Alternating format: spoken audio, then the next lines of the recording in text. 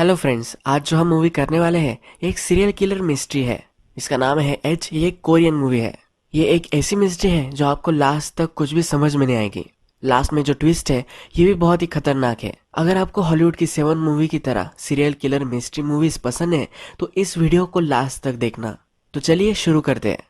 Movie start होती है और हमें दिखता है कचरा डंप करने वालों को बॉडी कचरे में मिलती है। डिटेक्टिव किम जब वहां जा रही होती है तब उसे नया एक ऑफिसर ज्वाइन करता है जिसका नाम होता है कैंग। कैंग ने अभी अभी पुलिस फोर्स ज्वाइन की है। जब एक क्राइम सीन पर पहुंचते तो यहाँ एक लड़की मरकर पड़ी हुई होती है। ये प्रेग्नेंट थी और प्रेगनेंसी की वजह से भी ये मरी हुई हो सकती है। जब इस बॉडी को इन्वेस्टिगेट कर रहे होते हैं तभी और एक छोटे से बच्चे की बॉडी भी उन्हें मिल जाती है।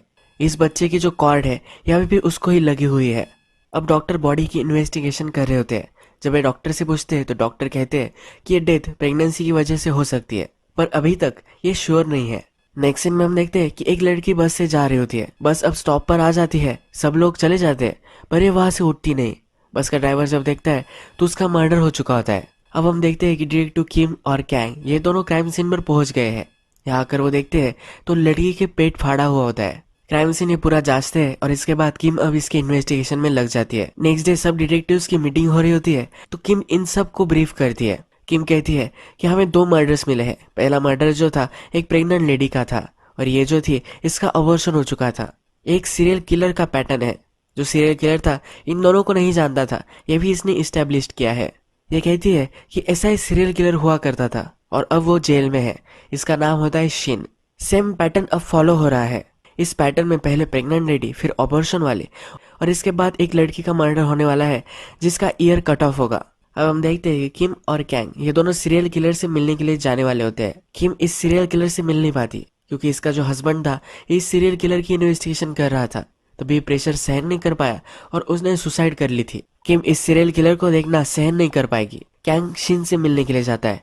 शिन को उसकी फाइल पढ़कर सुनाता है। शिन ने एक्चुअल में 6 मर्डर्स किए थे। जब छठा मर्डर उसने किया था तो बॉडी उसने बैग में डाली और खुद पुलिस स्टेशन में चला गया था। कैंग उसे धमकाता है कि जल्दी से मुझे बता दो ये किया किसने है। शिन कैंग से कहता है कि तुम्हारी बॉडी और सोल से हार्ट तक जाने वाला साउंड क्या कभी तुम्हें सुना है? ये एक बड़े से होल की तरह होता है। कैंग शिन जो कह रहा है इसमें इंटरेस्टेड नहीं होता। उसे सब क्राइम सीन की फोटोज दिखाता है। शिन कहता है कि मुझे इनकी चीखें सुनाई दे रही है। ये बोलता है कि जब ये लोग मर रहे होते हैं इन्हें सबको सही सही दिखाई दे रहा होता है। इसमें एक पीस होता है। शिन कैंग को कहता है कि तुम अब मॉन्स्टर को पकड़ने जा रहे हो, ध्यान रखना कि तुम खुद मॉन्स्टर न बन जाओ। कैंग फिर यहाँ से चला जाता है। जो सीरियल किलर है इसे ये भी पता होता है कि किम यहाँ इस रूम में नहीं है, पर यह सब वो सुन रही है। यह बहुत ही स्मार्ट होता है। अब कैंग और किम को कोई भी एविडेंस नहीं मिला है तो अब शेन यानी कि सीरियल किलर इसके साइकोलॉजिस्ट के पास हो जाते हैं। इस साइकोलॉजिस्ट से वो फाइल्स वगैरह मांग रहे होते हैं। ये साइकोलॉजिस्ट कहती है कि वो मेरा पेशेंट था, वो कोई भी ट्रबल में आ सके ऐसा भी कुछ भी करने नहीं वाली, ये वो सीक्रेट रखने वाली होती है। कैंग कहता है कि अगर तुम ऐसा करोगे तो और भी लोग खतरे में हो सकते हैं, पर ये मानने वाली नहीं होती। ये जब साइकोलॉजिस्ट से पूछते हैं कि उसने ऐसा क्यों किया होगा, वो कहती है कि वो बहुत ही रेस्टलेस हुआ करता था। जब वो लोगों को मारता था तब उसे अच्छा लगता था। अब वो जेल में है तो वही उसे अब फील होता होगा। अब ये दोनों यहाँ से चले जाते हैं। गाड़ी में कैंग किम से कहता है हमें और भी शिन की इन्वेस्टिगेशन करनी चाहिए। किम कहती है कि सही नहीं होगा, हम अगर उसकी इन्वेस्टिगेशन करेंगे तो और भी टाइम हम गवा देंगे। जो रियल सीरियल किलर है हमें उस पर ही फोकस करना चाहिए। ये सब इंक्वायरी कर ही रहे होते हैं तभी और एक मर्डर इन्हें मिल जाता है। शिन जिस पैटर्न में मर्डर करता था इसी पैटर्न में ये हो रहे हैं। ये अब इस सब में एक लॉजिक ढूंढना चाहते हैं। जब ये पैटर्न ढूंढते हैं तब इन्हें पता चलता है कि ये जो सब लड़कियां थी एक ही हॉस्पिटल में अपना चेकअप करवाने के लिए गई थी। हॉस्पिटल स्टाफ से ये बात करते तब इन्हें पता चलता है कि वहाँ एक आदमी काम करता था जिसने अभी अभी रिजाइन कर दिया है। ये जो आदमी था इसके भी प्रीवियस क्राइम के रिकॉर्ड है। अब हम नेक्स्ट सीन में देखते हैं कि जिस आदमी का जिक्र हो रहा था जिसने हॉस्पिटल से अब रिजाइन कर दिया है उसके घर पर कैंग आ जाता है। जब ये आदमी अपने घर पहुंचता है तो वहां से भागने लग जाता है। कैंग भी इसका पीछा करता है। भागते भागते ये क्लब में आ जाता है। क्लब में आने के बाद इसे कोई पकड़ ना सके इसीलिए एक चाकू लेता है और लड़की के गले पर लगाता है। कैंग शांत हो जाता है, फिर भी इस लड़की को मारकर वो भाग रहा होता है। कैंग इस पर बहुत सारी गोलियां चलाता है। जब इसे हॉस्पिटल में भर्ती करवाया जाता है तो ये कोमा में चला गया होता है। ये अब हॉस्पिटल में काम करने वाले और जो पुराने सीरियल किलर यानी कि शिन इन दोनों में कनेक्शन बनाते हैं। ये दोनों एक ही प्रिजन में थे यानी कि एक दूसरे को जानते थे। ये जो मर्डर हो रहे थे ये शिन ने ही करवाए हैं ऐसा हो सकता है। कैंग अब फिर से शिन से मिलने के लिए जाता है। वो कहता है कि तुम्हारी जो सब चाल थी अब वो खत्म हो चुकी है। शिन के पैटर्न में जो नेक्स्ट मर्डर होने वाला था तो उसमें हाथ की रिंग मिसिंग थी। अब वो मर्डर हो नहीं पाएगा तो कैंग वो रिंग लेकर आता है। शिन को वो चिढ़ा रहा होता है। शिन उसे कहता है कि तुम इस मर्डर से अटैच्ड हो रहे हो। अटैचमेंट हमसे बहुत सारे बुरे काम करवाती है। ये रिंग शिन लेता है और इससे खेलने लग जाता है। शिन कैंग से कहता है हमारे बॉडी में जो ब्लड है अगर वो डर्टी है तो इसे कोई भी बदल नहीं सकता। लोग हेवन के बारे में बात करते हैं, प्रायश्चित के बारे में बात करते हैं, पर ये कोई कर नहीं सकता। कैंग उठ जाता है, शिन की कॉलर पकड़ता है पर उसे मारता नहीं। अब नेक्स्ट सीन में हम देखते हैं कि सब ऑफिसर्स की मीटिंग चल रही होती है। इस मीटिंग में इन सब के जो बॉस है ये कह रहे होते हैं कि अब हम ये केस मिटा देंगे। शिन ने ये करवाया हो सकता है तो जल्द से जल्द शिन को फांसी देने वाले हैं। कैंग कहता है कि हॉस्पिटल में जो काम कर रहा था और शिन, इन दोनों में सही से कनेक्शन अभी हमने बनाया नहीं है। वो सचमुच में एक दूसरे से मिले थे या नहीं ये हमें पता नहीं है। हमें और भी इसकी इन्वेस्टिगेशन करनी चाहिए। इनके बॉस को नहीं लगता कि इस पर ज़्यादा इन्वेस्टिगेशन करनी चाहिए। किम को भी यही लगता है। अब ये केस बंद करने वाले होते हैं। इस पर कैंग बहुत ही चिढ़ जाता है। कहता है कि अब मैं नौकरी छोड़ देने वाला हूँ। ये फ्रस्ट्रेटेड हो चुका होता है। कैंग का फ्रेंड उसे संभालता है और एक बार में लेकर आता है। थोड़ी देर में किम भी वहां पहुंच जाती है। कैंग उसे कहता है कि अपने आप को तुम बहुत ही स्मार्ट समझती हो। वो केस के बारे में उसे कहता है। किम कहती है और भी सीरियल किलर है जिन्हें हमें पकड़ना है। बहुत सारे लोग हम अभी भी जान बचा सकते हैं। हम अगर शिन के पीछे ही पड़े रहे तो सही से काम नहीं कर पाएंगे। अब नेक्स्ट दिन हम देखते हैं कि साइकेट्रिस्ट कैंग से मिलने के लिए आती है। उसे बहुत सारे क्वेश्चंस होते हैं पर कैंग इसे नहीं देने वाला होता। कैंग उसे जाते जाते कहकर जाता है अगर तुम इस केस के पास मुझे दिखी तो मैं तुम पर भी शक कर सकता हूँ। तुम भी ट्रबल में आ सकती हो। अब नेक्स्ट सीन में हम देखते हैं डिटेक्टिव को एक जगह की टिप मिली होती है। वहाँ वो सर्विलेंस वगैरह रख रहे होते हैं। तभी उन्हें एक बड़ा सा साउंड आता है। जब वहाँ देखने के लिए जाते हैं वहाँ और एक मर्डर हो चुका होता है। शिंग जिस तरह से मर्डर करता था उसी तरीके से इस मर्डर में भी अब रिंग मिसिंग है। किम जब देखने के लिए जाती है तो नीचे उसे कुछ शैडो दिखती है। इसका पीछा वो करती है तो वहाँ कैंग ही होता है। कैंग भी इस सीरियल किलर के पीछे पड़ा था और इसमें वो जरा इंजर्ड हो चुका है। कैंग को अब ज्यादा कुछ याद नहीं है। कैंग जब नेक्स्ट दिन पुलिस स्टेशन में होता है तो एक क्रिमिनल से मिलने के लिए उसकी वाइफ आई हुई होती है पर एक क्रिमिनल उसे मार रहा होता है। कैंग फिर उस औरत को बचाता है और लेकर जाता है। इसके बाद इसी औरत के साथ ये खाना खा रहा है यह हमें दिखता है। जब कैंग और किम इन्वेस्टिगेशन कर रहे होते हैं, जब सीरियल किलर की हियरिंग चल रही थी, वहाँ जो भी सब लोग आए थे इन सब की वो लिस्ट निकालते हैं। इसमें कॉमन कौन था ये वो देख रहे होते हैं। कुछ 7-8 लोगों के नाम यहाँ उभर कर आते हैं। इन सब के वो क्रिमिनल रिकॉर्ड्स निकालते हैं। इसमें एक आदमी वो देखते हैं तो कैंग इसे पहचान लेता है। कैंग कहता है कि मर्डर के आसपास मैंने इस आदमी को देखा था। इस आदमी का पता वगैरह निकालते हैं और उसके अपार्टमेंट पर टीम लेकर जाते हैं। जब वो अपार्टमेंट में घुसते हैं तो वहाँ खून से डेट्स लिखी हुई होती है। जिस डेट्स पर ये खून होते हैं ये वो डेट्स होती है। अब किम इसमें पैटर्न बना लेती है। ये फिर से होने वाला है और ये किस डेट पर होने वाला है ये उसे पता है। ये सीरियल किलर से पूछती है इन 6 लड़कियों को तुमने मारा था क्या इसी तरह से और भी किसी को तुमने मारा है। ये कह रहा होता है ये छोटे बच्चे जिस तरह से कुछ भी चीज़ों से खेलते हैं और उन्हें तोड़ देते हैं उसी तरह से वो ये सब करता है। किसी को मारना ये उसे गलत नहीं लगता, ये उसे प्योर इंस्टिंक्ट लगती है। किम कहती है कि छोटे बच्चे किसी को हर्ट नहीं करते। शिन कहता है कि मैं भी लोगों को हर्ट नहीं करता। जब मैं उन्हें मारता हूँ तो एक अच्छे प्लेस पर वो चले जाते हैं। मैं उन्हें फ्री कर डालता हूँ। ये जाते जाते विश करता है। इसे लगता है कि कभी वो इससे बाहर मिल सके। इसके बाद हम देखते हैं कि कैंग और किम बीच पर आए हुए होते हैं। कैंग अपनी मदर की स्टोरी सुना रहा होता है। कैंग की मदर प्रोस्टिट्यूट थी। ये अपनी मदर को सिस्टर बुलाया करता था। ये उसकी मदर है, ये वो सबसे छुपा कर रखते थे क्योंकि इसकी मदर ट्रबल में आ सकती थी। ये कहता है कि जब हम दोनों बीच पर आते थे तब मेरी मदर मुझे सचमुच में दिखाई देती थी। वो जैसी थी वैसे मैं उसे देख पाता था। अब इसकी मदर मर चुकी है। अब और एक डेट आ चुकी होती है जिस पर मर्डर होने वाला होता है। ये साइकेट्रिस्ट का इन सब से कुछ ना कुछ तो लेना देना है।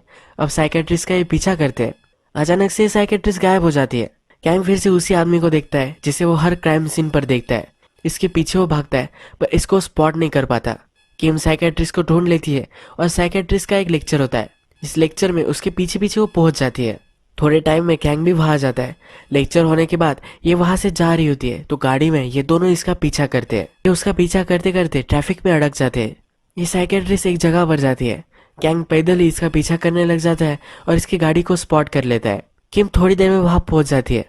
वहां देखती है तो साइकेट्रिस्ट मरकर पड़ी हुई होती है। इस पर भी वार हो जाता है और ये भी इंजर्ड हो जाती है। थोड़ी देर में कैंग भी वहां इंजर्ड होकर पड़ा हुआ होता है। जब वो होश में आता है तो उसे लगता है कि दोनों मर चुकी है पर किम जिंदा होती है। साइकेट्रिस्ट अब मर चुकी है, तो शिन की फाइल जो साइकेट्रिस्ट के पास थी ये वो लेकर आते हैं। जब वो टेप लगाते हैं तो साइकेट्रिस्ट शिन के बारे में कह रही होती है। ये कहती है कि शिन की मदर ने एबॉर्शन करवाया था। एबॉर्शन करते वक्त कभी कभी 3 महीने का अगर ये एबॉर्शन होगा तो बच्चे जी भी सकते हैं। इसी केस में शिन था। शिन जब पेट में ही था तभी अपनी मदर से कह रहा था कि प्लीज मुझे हर्ट मत करो, अगर तुम मुझे हर्ट करोगी तो मैं भी तुम्हें हर्ट करूंगा। इसकी मदर ने एबॉर्शन करवाया था, पर शिन इस एबॉर्शन से बच गया था।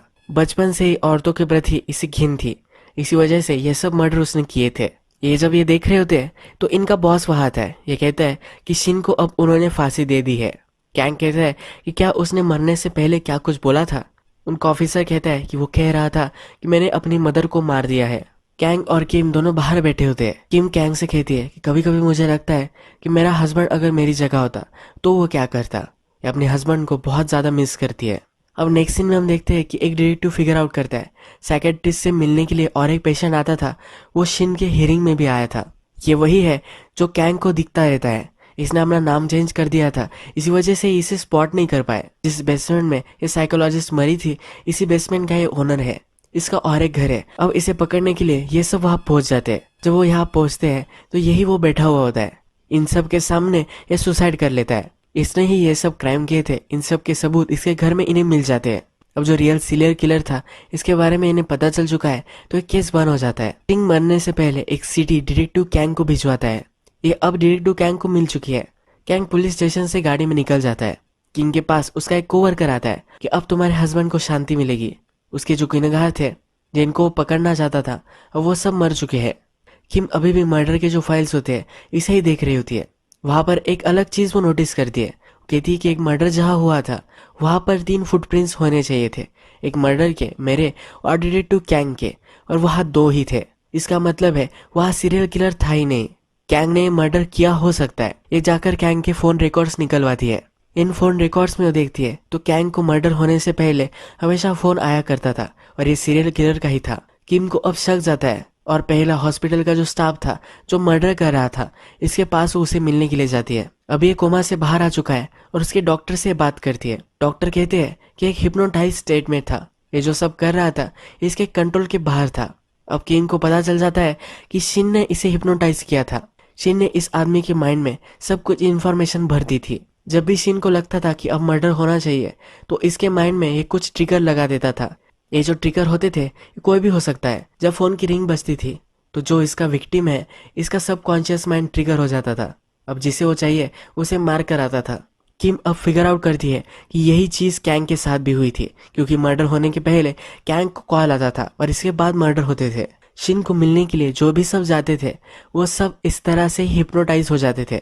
हमने मूवी में देखा है कैंग जब शिन से मिलने के लिए जाता है तो अपने साथ एक रिंग लेकर जाता है। शिन उस रिंग से खेल रहा होता है। इस रिंग से ही वो इसे हिप्नोटाइज कर देता है। कैंग को अब एक सीडी मिली है।